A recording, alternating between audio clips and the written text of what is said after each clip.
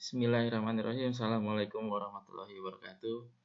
Teman-teman Maestro 2 dimanapun berada, mari sama-sama kita lanjutkan materi tutorial bisnis statistik untuk pertemuan ke-7.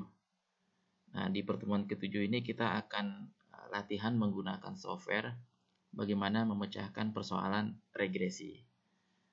Nah, untuk kasus yang akan kita bahas, kita gunakan kasus yang sudah kita bahas sebelumnya pada saat pembelajaran tentang korelasi. Nah, langsung saja. Di sini sudah dibuka Microsoft Excel. Ya. Kita akan kerjakan persoalan regresi dengan menggunakan Microsoft Excel. Nah, di Microsoft Excel ini sudah tersedia data. Ini ada data 7 orang calon kandidat manajer. Ya. Kemudian di sini X-nya atau variabel bebasnya adalah tingkat ketidakhadiran atau banyaknya ketidakhadiran. Jadi dari masing-masing calon manajer, mereka mengikuti sebuah training dan di sini ada angka ketidakhadirannya. Lalu Y-nya variabel terikatnya adalah skor akhir training. Jadi masing-masing calon manajer punya angka ketidakhadiran dan punya angka skor hasil akhir trainingnya. Ya, masing-masing berbeda. Nah, di sini sudah ada tabel kerjanya. Ya, tabel kerjanya seperti biasa. Ini yang sudah pernah kita lakukan pada saat kita menyelesaikan korelasi. Ya, jadi sama antara regresi dengan korelasi, tabel kerjanya sama. Kita harus siapkan kolom XY. Ini perkalian antara nilai X dengan nilai Y. Kemudian kolom X kuadrat. Ini hasil kuadrat dari kolom X. Ya. Lalu di sini ada kolom Y kuadrat. Ini adalah hasil kuadrat dari nilai Y masing-masing calon manajer. Gitu ya. Nah, kita mulai dari mengkalikan antara nilai X dengan nilai Y. Ya, di sini kita klik saja langsung. Masukkan rumusnya sama dengan X-nya di sini. Kemudian kali menggunakan tanda bintang. Kemudian klik nilai Y-nya. Lalu pencet enter. Ya. Jadi perkalian 6 dikali 82 adalah 492. Nah, untuk ke bawahnya, ya ini bisa kita tarik saja ke bawah. Oke, sampai semuanya ketemu hasilnya. Nah, untuk X kuadrat sama ya, rumusnya dengan waktu yang korelasi sama dengan X-nya, kita klik di sini. Kemudian untuk kuadrat kita gunakan simbol topi atau pencet tombol Shift dan 6 pada keyboard. Nah, sehingga muncul tanda topi. Kemudian 2. Ya. Tanda topi ini artinya pangkat. Ya, artinya 6 pangkat 2. Ya, kemudian kita pencet enter. Hasilnya 36. Lalu kita copy ke bawah. Nah, ini kita tarik saja ke bawah sehingga semuanya ketemu hasilnya. Nah, untuk Y kuadrat ini sama ya, sama dengan ini Y-nya kita klik ya, nilai Y-nya 82. Kemudian pencet Shift 6 sehingga keluar tanda topi, kemudian 2 ya.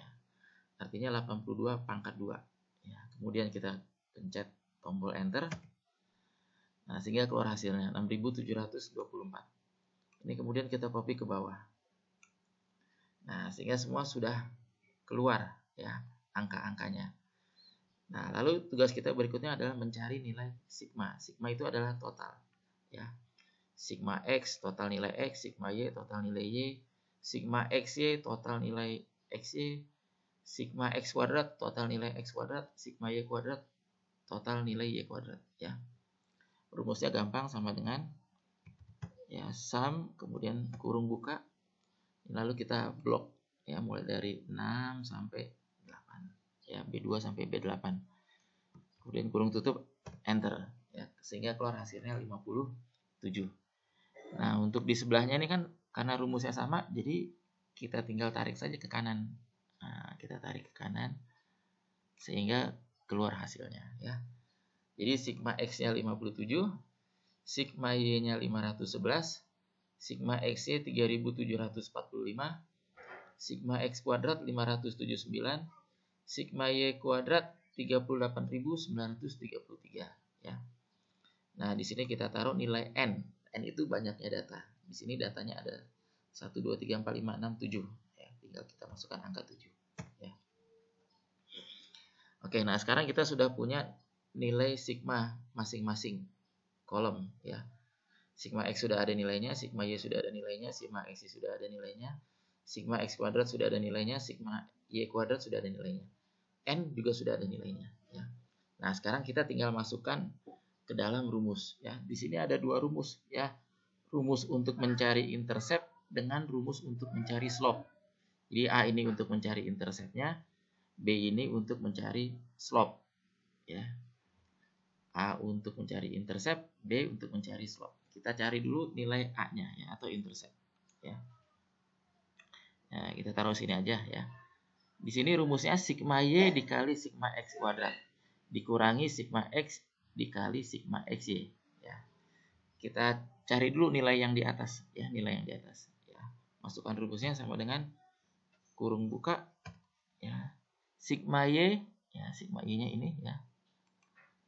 Ya, kemudian tanda bintang dikali sigma X kuadrat. Nah, ini sigma X kuadrat ya.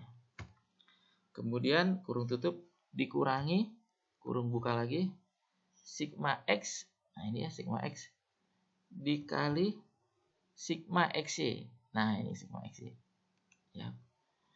Kemudian kurung tutup ya, sehingga keluar hasilnya 82.404. Sekarang kita akan cari yang bawahnya nih, nilai yang bawahnya ya. Rumusnya sama dengan kurung buka N, nah ini N-nya 7 ya. Kemudian dikali sigma X kuadrat. Nah, ini ya sigma X kuadrat. Kemudian dikurangi kurung buka sigma X yang dikuadratkan. Nah, berarti ini ya. Sigma X yang dikuadratkan berarti shift 6 ya. Kemudian 2 ya, pangkat 2.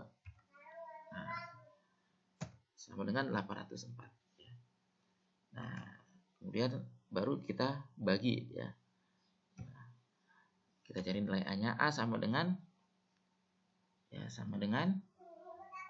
ini ya, 80.404 dibagi 804 ya, sama dengan 102,493. Nah, jadi kita sudah ketemu nih nilai interceptnya ya, nilai A-nya. Sekarang kita cari nilai B ya, nilai B. Nilai B rumusnya N dikali sigma XY dikurang sigma X kali sigma Y ya. Masukkan rumusnya sama dengan kurung buka N-nya di sini ya 7 dikali sigma XY. Sigma X-nya yang ini ya. Sigma XY ya. Kurung tutup dikurangi kurung buka sigma X dikali sigma Y. Nah, sigma X-nya ini ya. Kemudian bintang dikali sigma Y. Nah, ini ya sigma Y. Nah, itu ya. Kurung tutup. Yes. Enter, hasilnya min 2912 ya. Kemudian yang bawahnya, nah ini kalau kita perhatikan, ini bawahnya sama nih dengan yang di atas ya. Rumus A dengan rumus mencari nilai A dengan rumus mencari nilai B, ini pembaginya sama nih, yang bawahnya ini sama ya. Nah, jadi kita masih gunakan angka ini aja ya, sehingga kita tidak perlu cari lagi nilai yang bawahnya. Langsung saja B sama dengan ini ya, sama dengan ya min 2912 dibagi 804 ya. Keluar hasilnya min 3,622 ya. Nah, sehingga kita sudah dapat nih nilai intercept dengan nilai slope-nya. Tinggal kita bikin persamaannya ya, persamaan regresinya. Y aksen sama dengan 102,493 ya dikurangi 3,622 X. Ya. Ini dia persamaan regresi ya untuk data berikut ini gitu ya.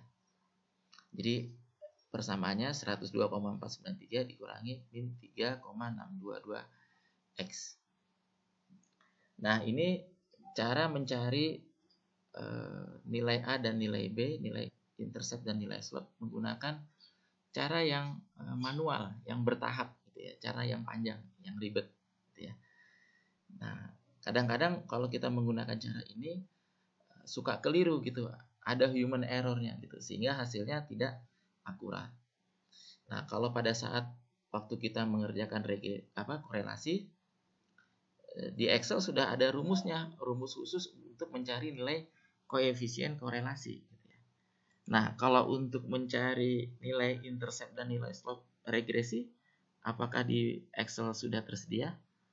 Nah, sayangnya di Microsoft Excel tidak tersedia rumus untuk mencari nilai intercept dengan nilai slope. Ya. Nah, itu kelemahannya. Tapi keunggulannya, Microsoft Excel ini punya yang namanya fitur tambahan. Ya, fitur tambahan atau add-ins. Fitur tambahan atau add-ins yang namanya data analysis. Ya, jadi kalau teman-teman klik di sini nih data ya. Nah, harusnya nanti muncul di sini data analysis. Tapi sayangnya add-ins itu atau fitur itu tidak terpasang di Microsoft Excel ya. Dia ada tapi dia tidak terpasang.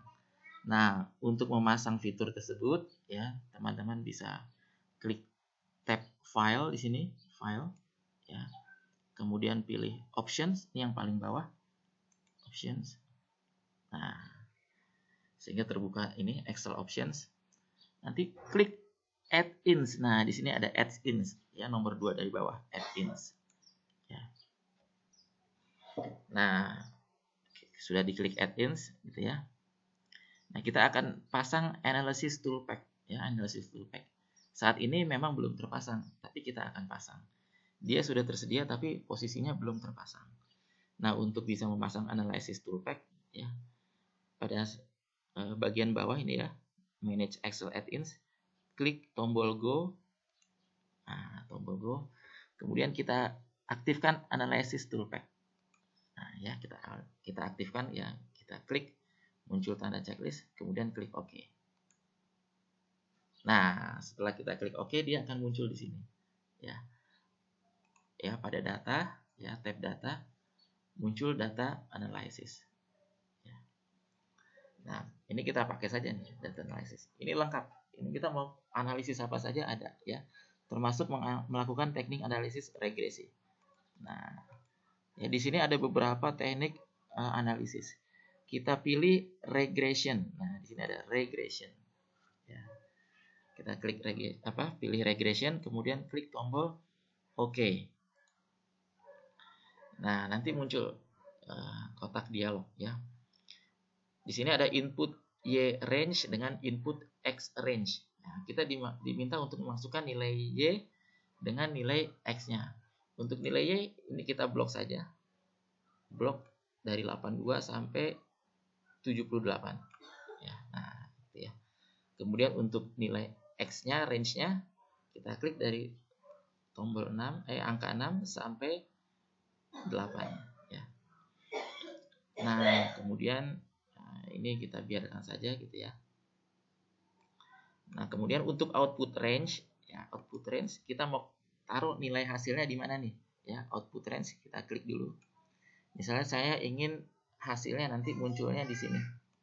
Ya, di sel G11 ya, G11 ya. Saya ingin nanti hasilnya keluar di sel G11 ya. Nah, kalau sudah kita klik OK. Nah, keluar hasilnya. Nah, cuma ini hasilnya berupa tabel ya. Tabel yang angkanya banyak nih ya. Nah, ini hasilnya nih. Ya, regression ya. Nah, terus di mana nilai slope dan nilai intercept-nya? Nilai slope dan nilai intercept ada di sini. Nah, ini nilai intercept-nya nih. Ya, 102,4925. Nah, cuma di sini kan ada 4 angka di belakang desimal. Kalau kita kurangi 1 ya. Jadi 102,493. Ya, ini kita beri tanda merah bold ya. Kemudian di bawahnya ini adalah nilai slope ya. Nilai slope-nya min 3,62189. Ini ada 5 angka di belakang desimal. Kita kurangi saja sehingga menjadi 3 angka di belakang desimal. Ya, kemudian kita beri tanda merah. Ya. Jadi di sini nilai interceptnya 102,493, nilai slope-nya min 3,622 ya. Kalau kita perhatikan sama nih ya. Di sini juga tadi cara yang pertama yang kita gunakan, hasil interceptnya 102,493 ya, sama dengan yang di sini. Kemudian nilai slope-nya min 3,622. Ini juga sama dengan di sini ya. Nah, dengan ini kita bisa melakukan mencari nilai intercept dengan nilai slope lebih ringkas ya. Lebih ringkas dan lebih akurat ya. Kalau dengan cara yang tadi yang pertama, khawatir ada human error ketika kita memasukkan nilainya atau salah memasukkan rumus sehingga hasilnya tidak tepat. Tapi kalau menggunakan analysis toolpath, hasilnya lebih akurat ya, lebih akurat. Nah, jadi sampai di sini sudah kelihatan ya nilai intercept dengan nilai slope. Sekarang kita akan membuat chart atau grafik ya. Grafik scatter plot tapi dengan dilengkapi trend line atau garisnya ya, garis yang menggunakan persamaan tadi ya. Nah, untuk membuat chart di Microsoft Excel ini sudah ada fiturnya. Jadi kalau kita klik tombol insert di sini, insert, nah ini sudah ada chart ya, chart. Ini berbagai macam chart ada semua ya. Ada pie chart ya, ada diagram batang, macam-macam. Nah, kita pilih saja yang ini ya. Yang scatter. Ah, ini yang scatter ini ya. Pilih yang scatter ya. Nah, ya. Sehingga keluar hasilnya seperti ini ya. Ini kita geser saja chartnya. Ya, kita geser supaya tidak mengganggu data yang ada di sini ya. Nah, cuma nih scatter plotnya ngawur ini. Nah, tugas kita selanjutnya adalah memasukkan nilai yang benar gitu ya, sehingga scatter plotnya juga menjadi benar. Nah, pada chart ini kita klik dulu, kemudian klik select data. Nah, ini select data. Nah, kita diminta untuk memasukkan datanya. Sebenarnya datanya cuma ini saja, nilai X dan nilai yang ini. Nah, jadi kita blok saja ya, mulai dari sel B2 sampai C8 ya. Cuma dari sini ya, hanya nilai X dan Y saja. Ya. Ya, nilai X dan Y-nya saja. Kemudian klik OK.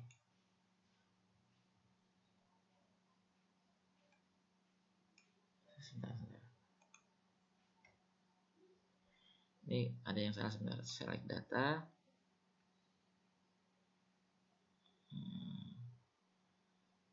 Nilai yang kita masukkan ini saja. Ya.